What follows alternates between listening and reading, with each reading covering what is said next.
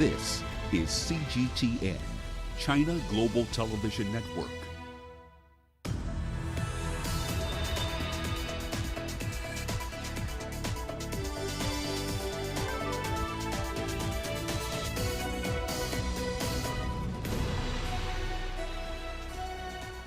Hello there, welcome to this edition of Global Business Africa. In the course of the hour, we'll run through the business news stories you need to know about from the continent and beyond. But first, an update from the markets. Now, most of the bourses that we do track here were in the red at the close today, with the exception of the EGX 30. It's around 7.6% higher on a year-to-date basis, setting it up effectively for the best day it's had since 2017, according to Bloomberg data. Now, the real estate developer Palm Hills was among the key drivers of the bourse today, closed nearly 8% higher, just behind the payments processing firm Fari, which closed around 4% higher. A few hours ago in East Africa, Kenya's power transmission and distribution monopoly announced that a 15% cut in power prices would be in effect for clients come January. But by law, Kenya Power doesn't set power prices, and the regulator thus far has been pretty silent. We'll keep an eye out on that developing story for you this week. Here's what's coming up tonight. The World Bank has announced a $93 billion replenishment for one of its flagship funds. International airlines flying to Ghana risk thousands of dollars in fines for allowing vaccinated passengers on board. And the Bank of England raises interest rates for the first time in 3 years. We'll be diving, of course, into the rate hike cycle on both sides of the Atlantic a little later in the hour. For now, let's start with the World Bank. The World Bank's fund for helping the world's most impoverished nations will receive a record $93 billion replenishment from donor nations and other sources over the next 3 years. Now, the funding is for the International Development Association, or the IDA. That's the World Bank unit that provides low-interest loans and grants to some of the poorest countries in the world. The capital injection is around 12% higher than the 2019 replenishment. It's made up of around $23.5 billion in contributions from 48 high and middle-income nations, with financing raised in the capital markets. Repayments are also a big chunk of that as well, and the World Bank's own contributions. The IDA fund is replenished every 3 years, but because of the COVID-19 pandemic, the latest cash injection was pulled forward by a year. Despite the global movement towards a lot more green energy, Africa is still banking on its oil and gas deposits in order to drive industrialization, especially with the lens to providing affordable energy. Both political leaders and economic experts say that revenues from oil and gas are crucial to bring about the sort of development that economies in the continent do need. Deji Badimosi now reports on the continent's largest oil producer, Nigeria. It's a country that still heavily relies on crude oil and gas for most of the cash it needs to run the federal government. If there's need for any evidence that Africa's largest oil producer is still very much counting on its oil to drive its economy, then this is it. It's a 650,000 barrels per day Dangote refinery in the Lekki Free Trade Zone area of Lagos. It's the largest single-train oil refinery in the world. By the time the refinery begins production by around June, latest July next year, that is going to be a major saver for foreign exchange for our country, and we think we will export those refined products. Like Nigeria, many other African countries produce oil as well. Experts believe oil is likely to dominate trade under the Africa Continental Free Trade Area Initiative. If you realize that oil and gas is a major contributor to revenues in the African continent, especially look at Angola, look at Nigeria, look at Ghana, and other oil-producing countries, what it does is that it allows for that whole business to be able to expand in the African economy. And the ability to trade within countries in terms of oil and gas, the ease of movement of persons and products. You look at what is happening in Nigeria with Dangote refinery. You look at what is happening in Angola, upping their production. So you have ability to move across border lines in terms of products of oil and gas is huge, and the potentials are huge. And then what you're going to find is that the effect on that on the GDP of Africa and GDP of the nations that are oil producing will be on the upward trend. While the world's attention has been focused on renewable energy lately, Africa is still focused on expanding investments in its oil and gas industry. we are not really in the race to renewables as a country, and even as a continent, we are not really very much in the race to renewables. Let's look at where we have our comparative advantage. Our comparative advantage today, as far as energy is concerned, is in the area of oil and gas. The truth of the matter is that poverty is real, hunger is real, the need is real in Africa. And if we have natural resources that can help us curb those, then we must begin to do that. Maybe perhaps what we should do is also to begin to trade carbon credits and look for how we can use carbon credits to offset some of the emissions that could happen based on fossil fuel. Beyond the Nigerian market, the Dangote refinery is hoping to leverage the AFCTA to become the leading supplier of petroleum products on the continent. The Nigerian government also has its eye on the pie as well. It is currently carrying out rehabilitation work on its refineries, hoping to also take advantage of the AFCTA and become a net exporter of refined petrol in the future. Deji Badimasi, CGTN, Lagos, Nigeria. On to Zimbabwe now. The Energy Ministry in the Southern African state says it has secured 100 million litres of petroleum supplies, and that it believes is sufficient to guarantee steady supplies throughout the country during the festive season. This comes in the wake of a fuel shortage over last weekend into Monday this week. Ramah Nyang has the details from Harare. Over the last weekend, bitter memories of acute fuel shortages that affected the country under former President Robert Mugabe were rekindled after long winding queues formed across the country, with several filling stations running out of petrol. The unexpected shortage was caused by an 11-day shutdown of the Beira port in Mozambique. About 90% of Zimbabwe's fuel supplies are pumped through a pipeline from the Mozambican port.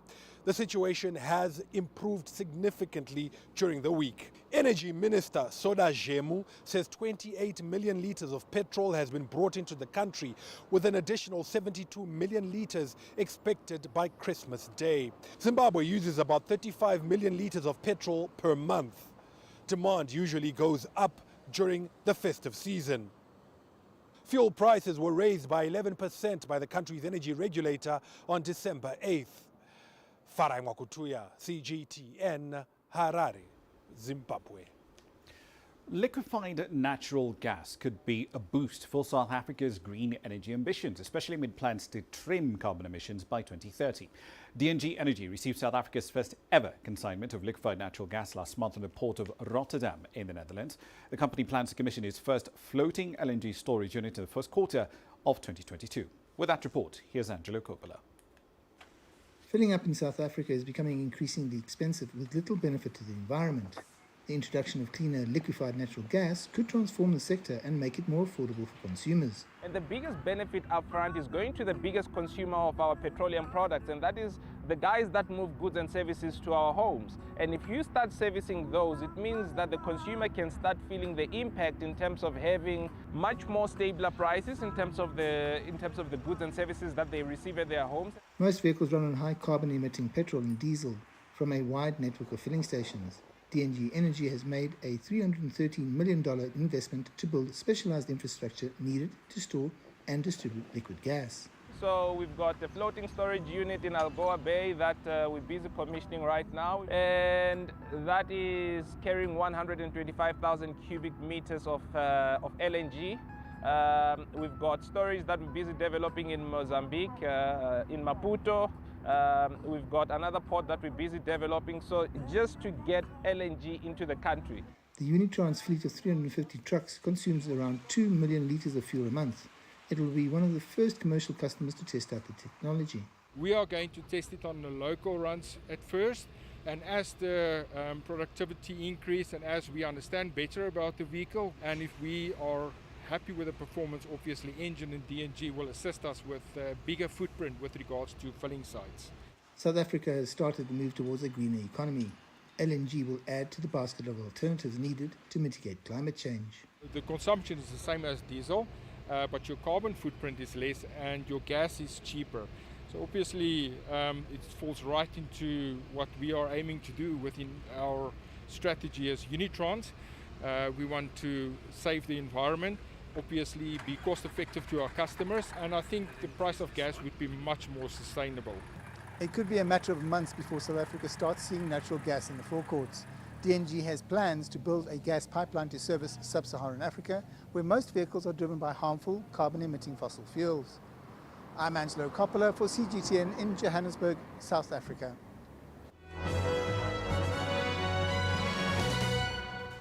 All right, then a quick run through some company headlines. Let's start in Kenya. The central bank over here has announced the acquisition of Choice Microfinance Bank by a UK-based firm, Wakanda Network.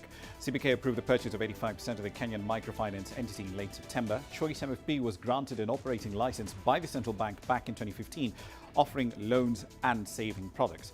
It had a market share of less than 1% by the end of October this year. The South African-born billionaire Dr. Patrick Soon-Shiong has announced plans to set up a biological manufacturing plant for COVID-19 and cancer vaccines in Botswana. He's also planning to invest in public health and science through his firm. He's the founder of Nantworks. It's a California-based network of healthcare, biotech and artificial intelligence startups. The former owners of the footwear retailer Techie Town have arrived at a settlement with Steinhoff. Steinhoff Africa Holdings will pay $30 million to Techie Town owner claimants in aggregate and provide them with another 29.5 million shares of Pepcore. In exchange, Steinhoff Africa Holdings will get control of all Steinhoff-related claims alleged by the former Techie Town owner claimants and related parties. And finally, sales at H&M and Zara, the two largest fashion retailers in the world, essentially back to pre-pandemic levels or better, despite supply chain issues. Spain's Inditex reported sales 10% higher than pre-pandemic levels for the quarter that ended in October. The company says strong demand has remained in force through to the 10th of December. Zara's smaller Swedish rival, H&M, says that its sales are now matching pre-pandemic levels. That's the run through your company news. You're watching Global Business Africa. Plenty more coming up, including this.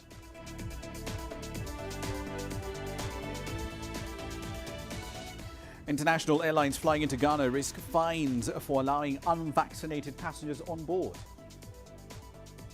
And Tanzania signed joint venture agreements with a range of Australian companies. We'll look at the details when we return. The world economy as we know it is about to change. Global business reports highlight emerging markets, developing countries, and dynamic sectors worldwide.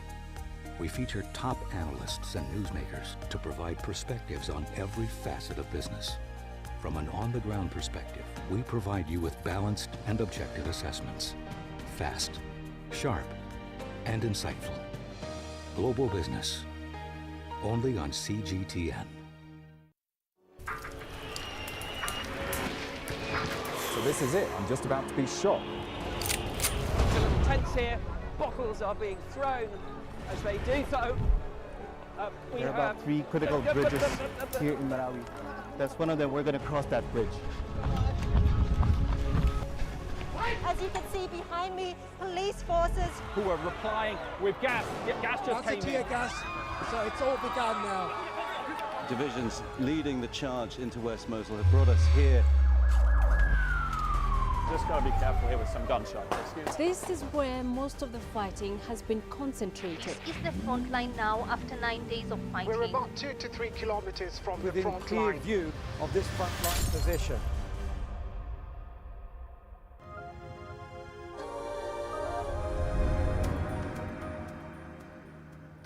Welcome back to the program. Let's head over to West Africa. Authorities in Ghana will be fining airlines $3,500 for every passenger who arrives in the capital's international airport without proof of vaccination, a negative COVID PCR test, or one who tests positive on arrival. Now, the country's citizens will be allowed to get into the country subject to a 14-day mandatory quarantine at a designated facility.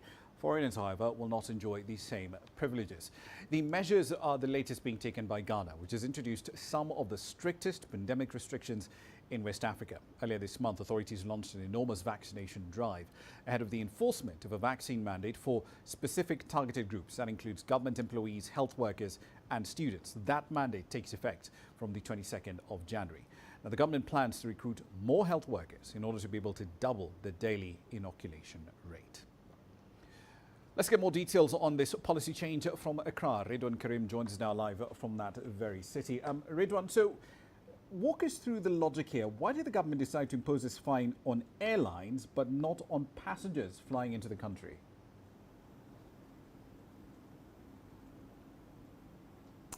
So essentially, what the government is saying is that the buck stops with the airline operators.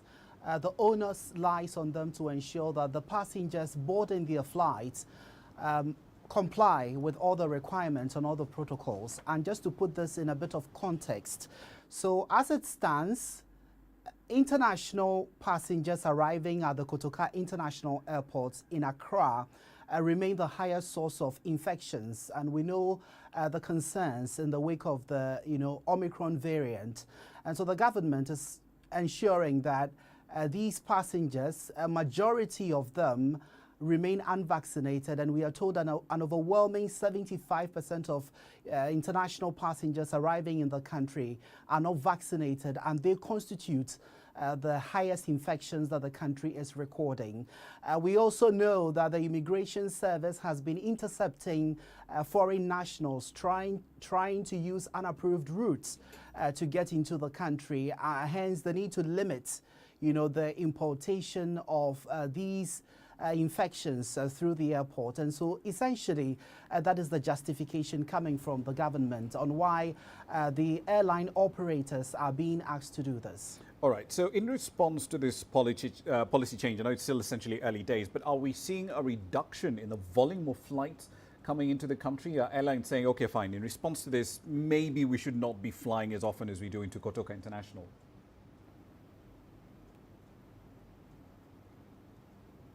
Absolutely. Like you mentioned, it is early days yet, but we know that around this period, an influx of people coming to the country, some of the trips or travels are planned months ahead. And so this directive was just announced yesterday. And so it will be quite difficult for a lot of them to call off their plans.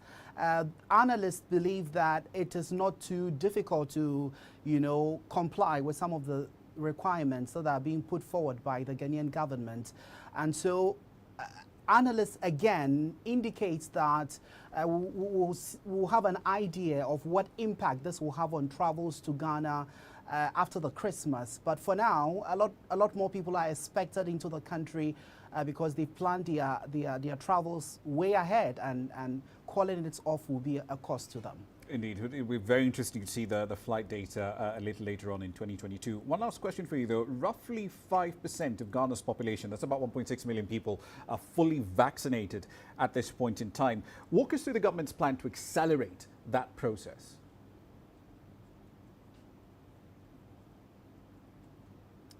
And just to mention that figure has been updated, and so now the vaccinated stands at 1.7 million. We know from the government that some 18 million vaccines are expected into the country.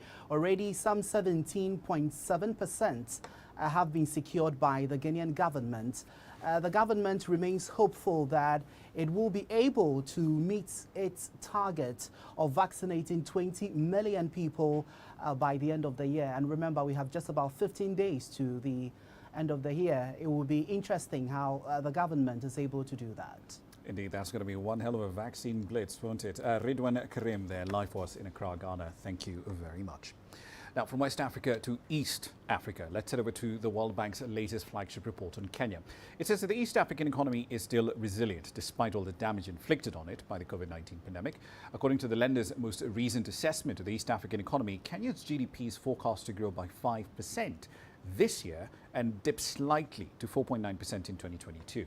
Now, that still would place it among the faster recoveries among sub-Saharan economies. The rebound will be driven largely by the services sector as employment conditions and household incomes improve above pre-pandemic levels. A more aggressive COVID-19 vaccine rollout is also expected to support future recovery and growth. By the 6th of December, some 10% of Kenyan adults, it's about just under 3 million people actually, had been fully vaccinated. Another 16%, or about 4.9 million people, had gotten their first vaccine dose. By the 15th of December, the proportion of fully vaccinated adults had gone up to 12.5%, with over 8.5 million vaccine doses administered thus far. Now, Ethiopia's year-long civil war, it's been running for the better part of 13 months now, has come at a huge human cost. Thousands have been killed, millions have been displaced, and millions more are in desperate need of assistance.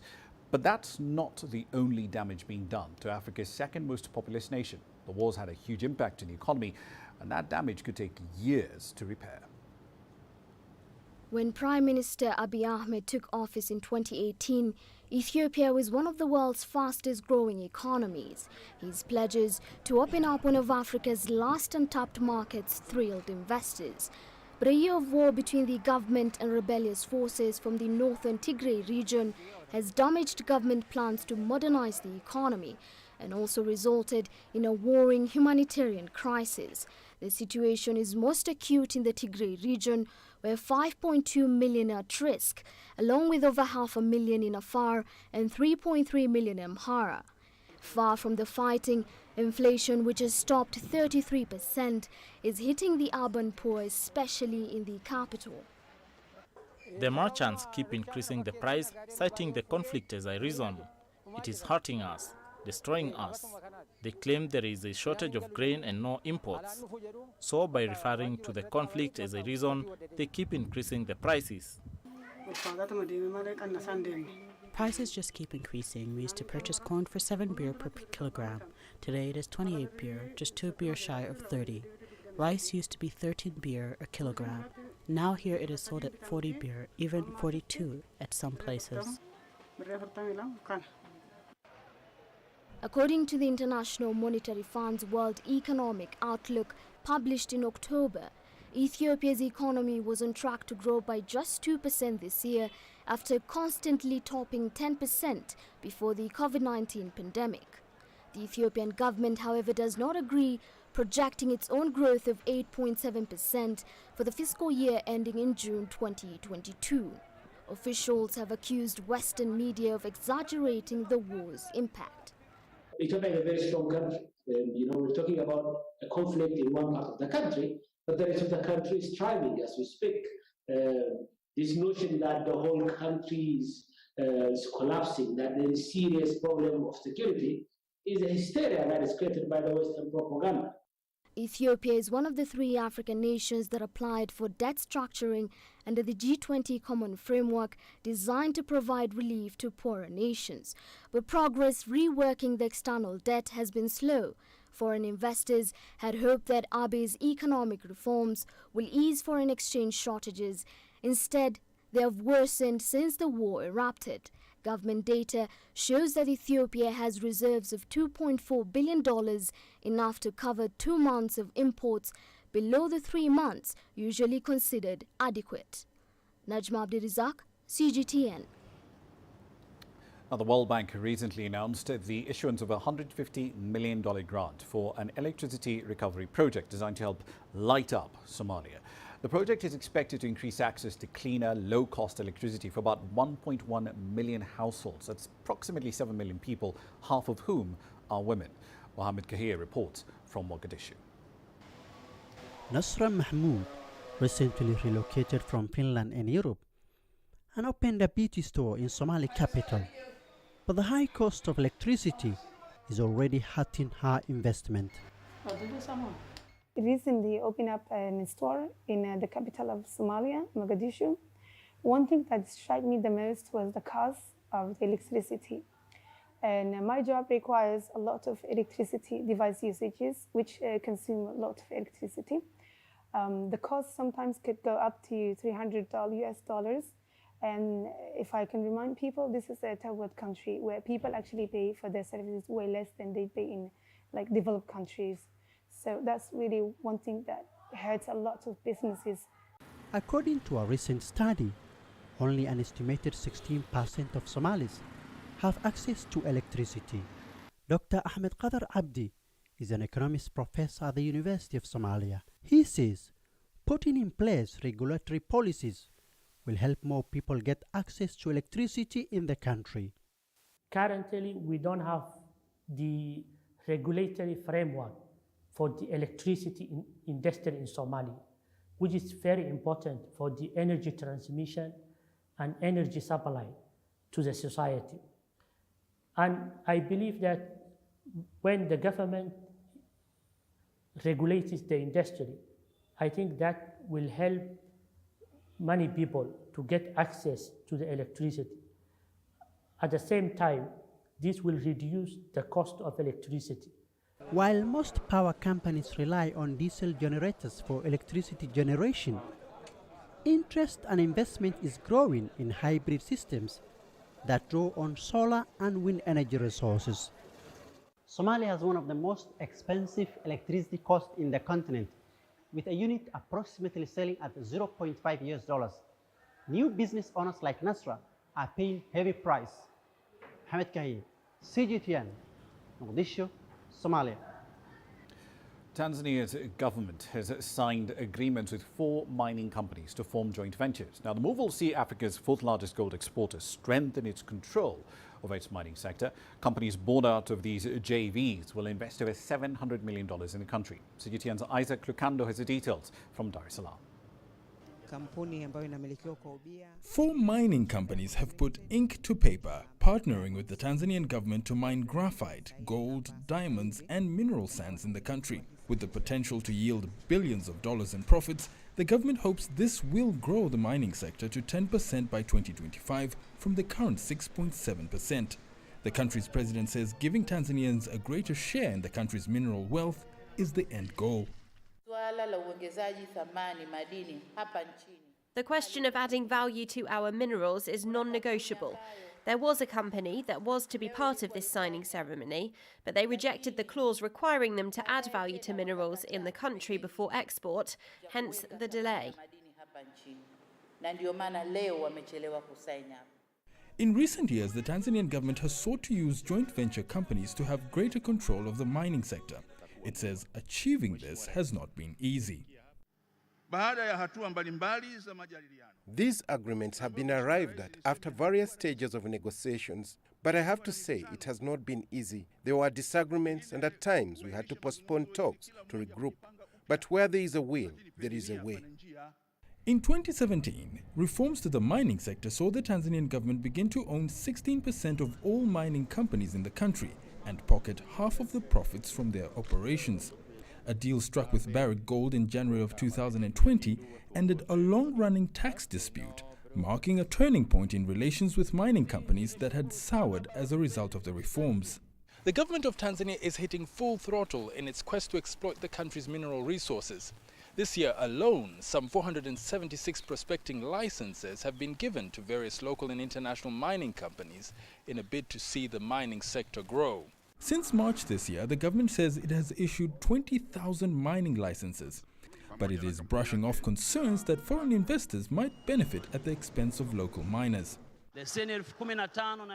About 11,574 licenses issued belong to small-scale miners in the country, and only 65 licenses belong to medium and large-scale miners. All this is happening because of the president's push to invite more investors to come in. Tanzania made over $3 billion last year in gold exports alone.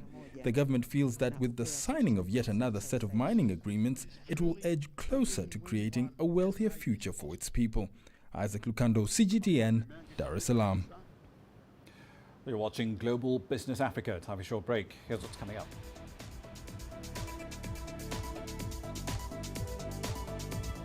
The Bank of England raises interest rates for the first time in 3 years. And China is taking some steps to stabilize coal prices. We'll explore what they are when we come back. Change is on the horizon. Through the shifting of time, Africa's emerging tech landscape is creating new channels. There's a hunger for local African content globally. Shaped by innovation, carved out by a new generation of digital entrepreneurs, sculpted by a mobile revolution, and trickling down to the most remote corners of the continent. TechSpot is seeking out the new concepts in technology, disrupting Africa's traditional sectors.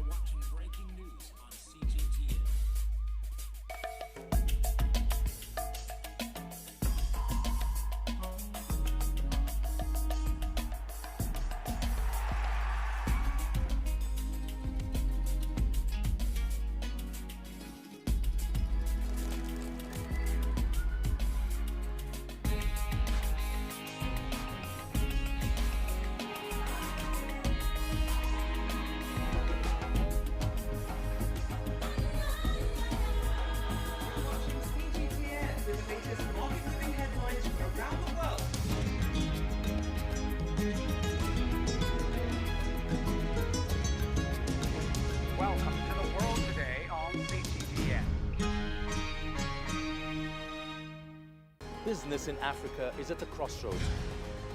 We celebrate those who are adopting and thriving despite the challenges, from grassroots to big businesses. Global Business takes you along for the ride as we track the making of a giant. Only on CGTN.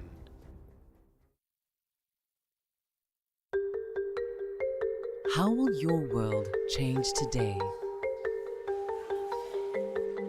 What happens here? What happens there? Or what do you make happen for yourself? If it matters to you, it matters to us too. Your stories are the stories that need to be told. Africa Live. Find your voice.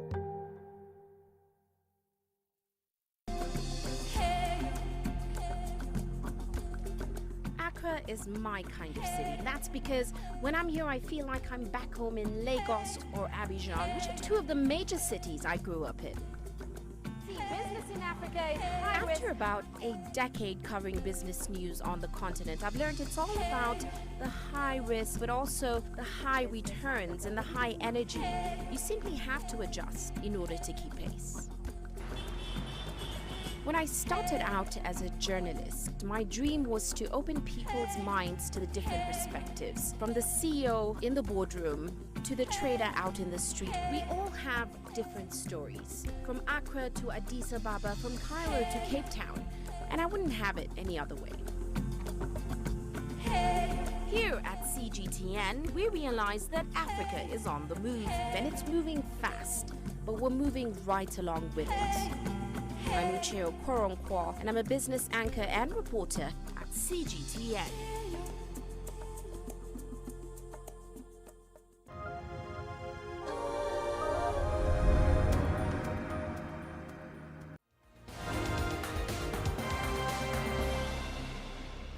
Welcome back to the program. Let's run through some of the stories making your headlines at this hour. Starting in the Democratic Republic of Congo. Some pretty good news out of there. Authorities have declared an end to an Ebola outbreak. This most recent one emerged in early October in North Kivu province. It infected 11 people, 6 of them died. Congo declared its 13th outbreak of the disease on the 8th of October in Beni, in the east of the country. This announcement prompted fears of a repeat of the 2018 to 2020 epidemic that killed nearly 2,300 people. There's a fair bit of confusion marking the fate of the December 24th elections in Libya, just 7 days before the vote. The presidential election does hang in the balance, with an electoral official saying it will now be about impossible to hold the poll on time. The vote was meant to help end Libya's past decade of chaos and civil conflict. This was to be achieved by installing a political leadership with national legitimacy, especially after years of brutal factional division. Aid agencies are calling for a lot more support from international donors to try and mitigate the devastation brought about by flooding in parts of South Sudan. Africa's youngest country has been facing a widespread, devastating flood since May, and that's affected huge parts of the population and their livelihoods. Local officials say over 800,000 people were impacted by flooding in 33 out of 78 counties by the 8th of December. And over 300,000 people are being affected by drought in the Galgaduud region of central Somalia. Beyond drought, the region is also dealing with conflict. Fighting broke out between federal forces and a militia in the area. The UN says dozens have been killed and more than 100,000 others displaced. The government declared a state of emergency in Galgaduud last month. That's a run through your headlines.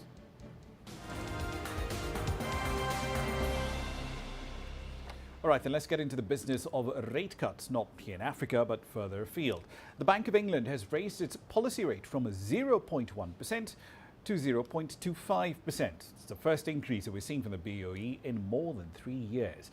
The Bank of England also cut its growth forecast for December, the first quarter of 2022, due to the rapid spread of the Omicron variant of COVID. It now expects headline inflation to hit 6% by April, after the figure for November came in at an eye-watering 5.1%, way above expectations and the highest in a decade. The new anticipated peak would essentially be 3 times the MPC's target of around 2%.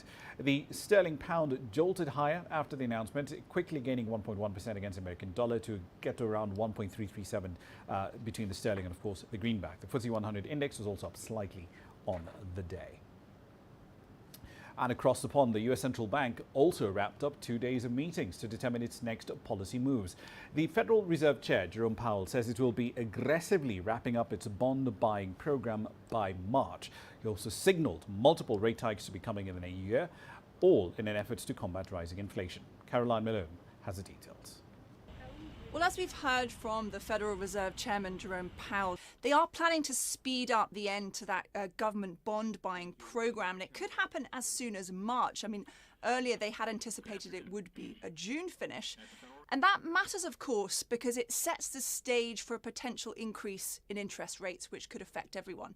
And that could happen as soon as the second quarter of 2022. And potentially there could be an increase again later in 2022 and further increases into 2023. Now, as you mentioned there, inflation, it is a major driver for this policy change. Let's hear a bit more of what Powell actually said. We understand that high inflation imposes significant hardship, especially on those least able to meet the higher costs of essentials, like food, housing, and transportation. We are committed to our price stability goal. We will use our tools both to support the economy and a strong labor market, and to prevent higher inflation from becoming entrenched. We will be watching carefully to see whether the economy is evolving in line with expectations. So in terms of expectations, the Federal Reserve had actually said previously it wouldn't raise interest rates until inflation was above 2% for some time. We know now that in November, the consumer price index was actually up 6.8% from a year before, so quite a dramatic rise there. And there are forecasts that inflation is likely to remain high this month and into early next year. So it looks like really the time has come for those interest rates to rise. All right, then, so let's explore the rate decisions on both sides of the Atlantic. John Terrett is in New York. Elena Casas is in London. Thank you both for your time this evening. John, let's start with you. So the Fed is forecasting that inflation will be around 2.6% in 2022 and then decline gradually to 2.3% the following year, 2.1% in 2024. But some are arguing that is deeply optimistic, given all the uncertainty we're seeing, not just with COVID, but around supply chain bottlenecks too. So why is the Fed optimistic? Well, you know what Americans are like. They're optimistic people. It's the way they are. And also, they've got a lot of control over their economy. As you know, something like 70% of the economy here is consumption. And a lot of that is sourced locally. A lot of it isn't, but a lot of it is. And then on top of that, you've got the jobs numbers coming back slowly. We may have Americans sitting at home still, but they've got a lot of money and they're bringing stuff to their door via FedEx and UPS. And the forecast is that in 2022, after the Christmas holidays, they'll begin buying services again, which they haven't been buying for the last 18 months. So that's a whole area of growth for the US economy that nobody talks about that is out there. Now, as you rightly identify, we have had what we call a Powell pivot here. That is to say, Jerome Powell, he's the head of the central bank, the Federal Reserve, and he is getting a bit more aggressive on inflation than he has been in the past. And there's a jolly good reason for that as well, because he's been reappointed by President Biden to head the central bank for a second term, so he can afford to be more hawkish. He hasn't been confirmed by the Senate yet, but he will be. Now, Powell is saying that basically inflation is way above his preferred target of 2% and that it will be that way through 2022. So the Fed looks like they got that wrong, but they are now trying to get ahead of the curve by increasing the tapering that's going on. They've been spending $120 billion propping up the U.S. economy in the COVID era, and they're now speeding up the amount that they're rowing back on that. It was $15 billion a month, and as of yesterday, it's $30 billion a month. It'll be done and dusted by March. And then the forecast here at the stock exchange, and hinted by Chairman Powell yesterday, is that there will be 2 interest rate hikes in 2022 and possibly even 3. But you know, you've got to remember that this is from zero, okay? This is interest rate hikes from where we are now, which is effectively free money, zero. And I think what they did was they looked at the jobs data. They saw the jobs data is very good now. They've seen that there are still 10 million jobs unfilled here in the United States. That's going to add to wage inflation pressure. That will lead on to inflation pressure in the wider economy. And it is true that a lot of people here are hurting, particularly the poorly paid. No doubt about that, because gas prices are up and food prices, staples are all up here at the moment. But the Fed still talks about it being transitory. And what that means, what they mean by that, is that last year we had everything was zero. You couldn't give flights away, you couldn't give hotels away, you couldn't give cruises away, and gas was at an all-time low. So now it's up around 9% as far as producer prices are concerned. By the time we get to next year, we're not going to have anything like that kind of hike. That's what they mean by transitory. And they are going to sort out this supply chain issue. They're going to get those ships onto the dockside, the stuff onto lorries and distributed around the country. They're going to do that in the next couple of months. So I don't really see a return to anything like the 70s and 80s level when we had inflation at 20%. But it's bad in the sense that we haven't seen this for very many years, but it does look as if it may be sorted out as next year goes on. Indeed, I believe at some point you'll have to do an explain on why the 70s are essentially such a horror story for inflation for some of our younger viewers. Elena, coming to you, so only one member of the Bank of England's MPC objected to this modest rate hike going up to 0.25%. Why was that? Well, clearly the committee members feel the biggest risk to the British economy at the moment is that inflation could become unanchored and it must be brought under control. There is plenty of data pointing to that. If you take just goods prices on their own, they've risen by the most in 30 years, up by 6.5%.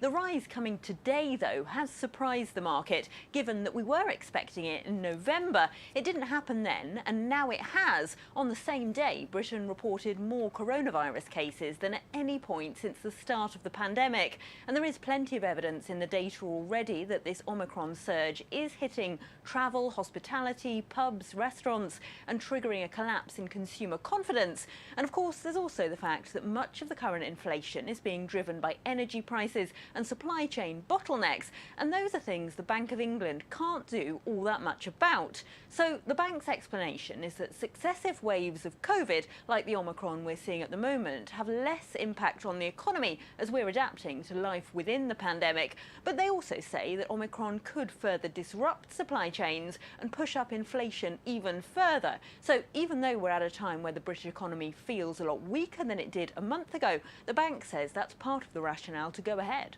Indeed. So, John, let me come back to something that you had in your initial response. What are the key downside risks here that might slow down that pace of rate hikes that Chairman Powell was talking about a little earlier? Well, I think obviously Omicron. We still don't know a great deal about it, and Americans are very confused about it as well. Let me tell you why, because Anthony Fauci, who's the guru at the White House who leads everything regarding the response to COVID-19 and has advised President Trump and now President Biden, he said in the last 24-hour news cycle that it will become the dominant strain. And yet the World Health Organization is saying, look, it's spreading very, very fast, but it is mild. Now, we think it's in about 36 US states at the moment, and it is up, COVID generally, 40% over last week. So there is a bit of a surge going on here. But, we had the Thanksgiving holidays a couple of weeks ago. It was forecast. That said, some universities are closing early because the kids are getting sick, and some Broadway shows, including Hamilton and Mrs. Doubtfire, have closed in the last 24 hours as well because cast members got sick. Omicron tanked the Dow back on the 26th of November by over 1,000 points because of worries about it. But at the same time, JP Morgan Chase, which is the big bank here, is forecasting a full recovery for the US economy in 2022. And Powell has set out a roadmap, really. Yesterday, he said there could be 2, there could be 3. It'll be a quarter point at a time. Well, even if he does all 3, we're only going to be back to an interest rate in America that we were at before the crisis kicked in 18 months ago, and that was a time of great boom.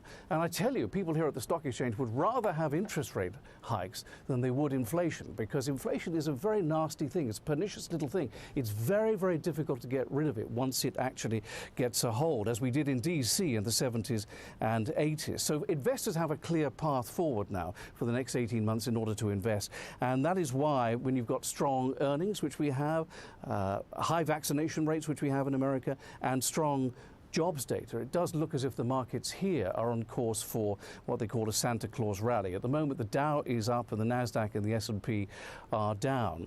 But, you know, what could you say? It's all a little bit up in the air, but at the moment things seem relatively positive here, providing, and this is the main message coming out of the White House all the time, providing people get vaccinated and boosted. Indeed, let's get those shots into arms. One final question for you, Elena. So the US is winding down its bond buying program by March next year, but the Bank of England, it's keeping its program intact even as it's gradually raising rates, not by a huge margin, obviously, but still it's keeping that bond buying program intact. Why? Well, it shows this is anything but a clear vote of confidence in the strength of the British economy. The bank has also, as you said, downgraded its growth forecasts, and it's warning fresh government restrictions and voluntary social distancing will continue to hold the economy back into this month and early 2022. What those restrictions might be exactly, your guess is as good as mine, but it does now seem inevitable that there will be fresh restrictions either before or just after Christmas. So, given the signs that business confidence is already weakening, the question perhaps isn't so much about this rise and this policy meeting, which is a small enough rise that it will likely have little impact either on inflation or on household budgets, but what the bank does in the future and whether it raises rates as the market is expecting again in March, or if the picture looks a lot darker by then. Indeed, we leave it there for the time being. Elena Casas in London and John Terrett in New York. Thank you both. Now, Amazon's very controversial ban on cell phones in the workplace is back in the spotlight after a tornado ripped through a warehouse last week Friday, leaving 6 people dead. Tony Waterman has more from that facility in the US state of Illinois, where the cleanup is still underway. From the sky, the damage is breathtaking. Nearly half of this 1 million square foot Amazon delivery center in Edwardsville, Illinois, sawed in half, completely flattened. On the ground, cleanup crews worked to clear away the shredded remains. Across the street, a graveyard of mangled, nearly unrecognizable vehicles. This is the twisted aftermath of an unexpected and violent tornado that sprang to life in Amazon's own parking lot before ripping through the building. I got a phone call from another dispatcher in this building. He was in that safety shelter area. I asked him if he knew any details at that point, and they said all that they know, it had just happened. The whole south half of the building, the ceiling had collapsed and the wall had fallen down, and that they knew of 1 injury at that time. This dispatcher asked us not to use her name and not to show her face. She wasn't working when the tornado struck last Friday night, but some of her team was, including delivery driver Etheria Heb, who was killed when the 40-foot-tall, 11-inch thick concrete walls caved inwards and the roof collapsed. She was definitely one of those drivers where anybody who came into contact with her just absolutely loved her, very funny. Nobody really thought ill of her. 5 others also lost their lives, including 29-year-old Navy veteran Clayton Cope and 46-year-old Army veteran Larry Verdin. 45 workers were eventually rescued from the rubble. The ones that made it out alive were sheltering in a safe area in this part of the building here behind me. According to workers, they were warned of a possible tornado. But the tragedy has raised questions about Amazon's policies. The company is known to ban mobile phones in the work area. The rules were temporarily loosened during the pandemic, but according to Bloomberg, the policy is now being gradually reintroduced. Amazon reportedly allowed all workers at the Edwardsville facility to have their phones the day of the tornado. Meanwhile, federal regulators have launched an investigation into the collapse to see if any structural issues facilitated the building's disintegration. When surveying the damage from above, it's incredible that so many survived. Tony Waterman, CGTN, Edwardsville, Illinois. China is studying policies to stabilize coal prices, which rose fairly strongly in the second half of 2021 and disrupted economic activities up and down the country. The National Development and Reform Commission says that China's concentrated coal reserves will allow the government to take precise action against coal-producing provinces and key producers too. Now, the country also recently introduced a more flexible price mechanism for electricity. This new mechanism essentially more strongly links the price of inputs like coal to the electricity prices that end users do pay. Other concerned parties are expecting an improvement in the price-setting mechanism for coal after experiencing a turbulent period recently. They hope government can issue policies to stabilize coal prices in a reasonable range and establish a market-oriented correlation between coal and electricity prices. This will promote high-quality development throughout the industrial chain. Businesses all over Australia are waiting for the opening of international borders in order to overcome their pandemic-related losses. A lack of skilled migrants and overseas tourists has proven to be very costly for many sectors and the nation's economy, as Greg Navarro now explores on what's hot tonight. For chef and restaurant owner Jun Daku, the pandemic has been filled with challenges. First, lockdowns that shut down dining rooms, and now this. We've never seen this before, to be honest. Koo is struggling to find enough workers to staff his 4 Sydney restaurants. Most of my restaurants are, we only open half of the restaurants. Like if they're 2 stories, I only open 1 story, so that we can still maintain the quality of the food, the service and everything, so that the customers still get a good experience for what they came for. And Jun Daku is not alone. The public have actually got the money to spend. However, we are struggling to find the staff to serve them. That sentiment is shared right across several sectors of Australia's economy, which normally rely on skilled and holiday visa holders. In the 2 years before the pandemic, the government estimates that Australia averaged about 110,000 skilled migrants who helped to fill a variety of jobs across the employment spectrum. That doesn't include the hundreds of thousands of international students shut out of the country for much of the pandemic who also helped to fill temporary jobs. Australia's tourism industry is also facing a worker shortage, but the biggest obstacle remains the closure of the country's international borders. During the peak cruise season, every single morning we're getting a new ship come in, and every night that ship is leaving. So that is 3,000 every single day that are generating income for the economy. At the moment, there's 0.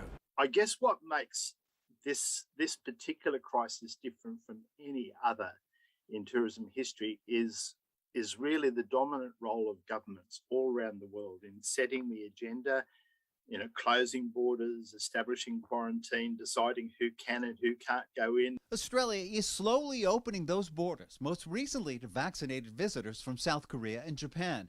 The question that remains is whether the country that attracted more than 9 million overseas visitors before the pandemic is still an attractive destination. We like to be depicted as a sort of happy-go-lucky, friendly country, and yet we've got all these rules which says, wear a mask here, you can't do this, can't come into a restaurant unless you're double vaxxed. Some experts believe those rules that served Australia well during the pandemic will now hurt its ability to lure the tourists and skilled migrants that so many businesses here desperately need.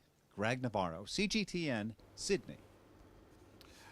All right, then a quick update on commodity prices. So Brent crude futures were having a fairly interesting trading session, up around 2.15%, not 2.5%, just before 17:15 GMT.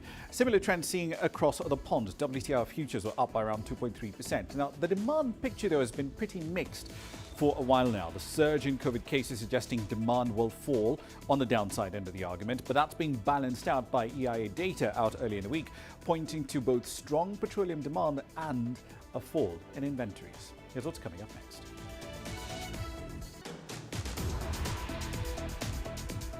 Join us on a culinary adventure as we tell you about this Senegalese dish that's been added to the UNESCO Heritage List.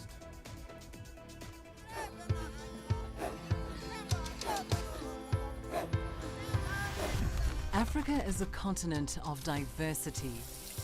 with varied climates and enchanting geography. And a people so distinct, but with a shared enduring spirit. We are at the heart of the continent to bring you the untold stories. Let's have a look. We celebrate Africa as it shapes its own destiny. Tunis, Cairo, Juba, Johannesburg, Ethiopia, Tanzania. Africa Live. Find your voice.